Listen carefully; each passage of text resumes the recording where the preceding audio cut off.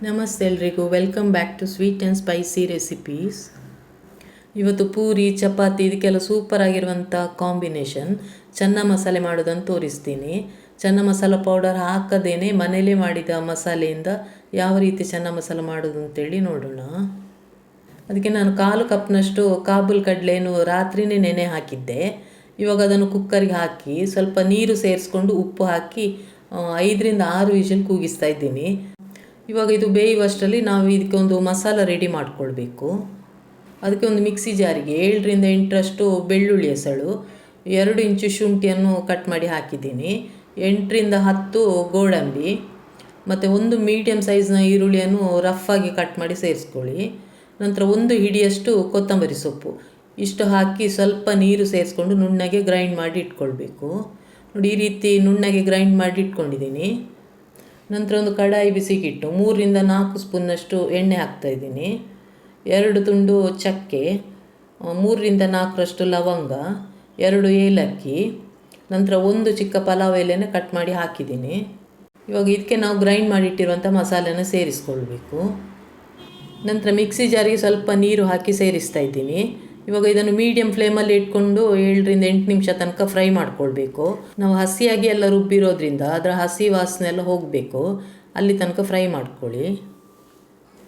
ನೋಡಿ, ಇದು ಫ್ರೈ ಆದ ನಂತರ ಇದಕ್ಕೆ 2 ಹಣ್ಣು ಟೊಮೆಟೊ ನಾನು ಗ್ರೈಂಡ್ ಮಾಡಿ ಸೇರಿಸ್ತಾ ಇದ್ದೀನಿ, ಟೊಮೆಟೊ ಪ್ಯೂರಿ. ಇದನ್ನು ಇವಾಗ ಮೀಡಿಯಮ್ ಫ್ಲೇಮಲ್ಲಿ ಇಟ್ಕೊಂಡು 2ರಿಂದ 3 ನಿಮಿಷ ತನಕ ಫ್ರೈ ಮಾಡಬೇಕಾಗುತ್ತೆ.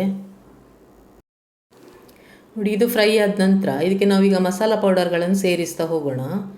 1/2 ಸ್ಪೂನಷ್ಟು ನಾನು ಕಾಶ್ಮೀರಿ ಚಿಲ್ಲಿ ಪೌಡರ್ ಹಾಕ್ತಾಯಿದ್ದೀನಿ, 1 ಸ್ಪೂನ್ನಷ್ಟು ಧನಿಯಾ ಪೌಡರ್, 1/2 ಸ್ಪೂನ್ನಷ್ಟು ಜೀರಾ ಪೌಡರ್, 1/4 ಸ್ಪೂನಷ್ಟು ಅರಿಶಿನ ಪುಡಿ, 1/4 ಸ್ಪೂನಷ್ಟು ಪೆಪ್ಪರ್ ಪೌಡರ್, ಕಾಳು ಮೆಣಸಿನ ಪುಡಿ ಇಷ್ಟು ಹಾಕಿ ಇದನ್ನು ಜಾಸ್ತಿ ಹೊತ್ತು ಫ್ರೈ ಮಾಡಬೇಕಾಗಿಲ್ಲ, 1 ನಿಮಿಷ ತನಕ ಮಿಕ್ಸ್ ಮಾಡಿದರೆ ಸಾಕಾಗುತ್ತೆ. ಇವಾಗ ಇದಕ್ಕೆ ನಾವು ಬೇಯಿಸಿಟ್ಟಿರುವಂಥ ಕಾಬೂಲ್ ಕಡಲೆನ ಸೇರಿಸ್ಕೊಳ್ಬೇಕು. ಸೇರಿಸಿದ ನಂತರ ಒಂದು ಸಲ ಮಿಕ್ಸ್ ಮಾಡ್ಕೊಳ್ಳೋಣ. ಉಪ್ಪು ನೋಡ್ಕೊಳ್ಳಿ, ಬೇಕಂದರೆ ಇವಾಗ ಸೇರಿಸ್ಕೊಳ್ಬೋದು. ಇದನ್ನು ಇವಾಗ ಮೀಡಿಯಮ್ ಫ್ಲೇಮಲ್ಲಿ ಇಟ್ಕೊಂಡು 8ರಿಂದ 10 ನಿಮಿಷ ತನಕ ಕುದಿಸ್ಬೇಕಾಗತ್ತೆ. ನೋಡಿ, ಚೆನ್ನಾಗಿ ಕುದಿ ಬಂದಿದೆ, 10 ನಿಮಿಷ ಆಗಿದೆ, ಆಲ್ಮೋಸ್ಟ್ ರೆಡಿ ಆಗಿದೆ ಇದು. ಕೊನೆಯಲ್ಲಿ ಇದಕ್ಕೆ 1/2 ಸ್ಪೂನಷ್ಟು ಗರಂ ಮಸಾಲ ಪುಡಿ, ಸ್ವಲ್ಪ ಕೊತ್ತಂಬರಿ ಸೊಪ್ಪು, ನಂತರ ಸ್ವಲ್ಪ ಕಸೂರಿ ಮೇಥಿ ಹಾಕ್ತಾಯಿದ್ದೀನಿ. ಹಾಕಿ ಒಂದು ಸಲ ಎಲ್ಲ ಮಿಕ್ಸ್ ಮಾಡಿಕೊಳ್ಳೋಣ.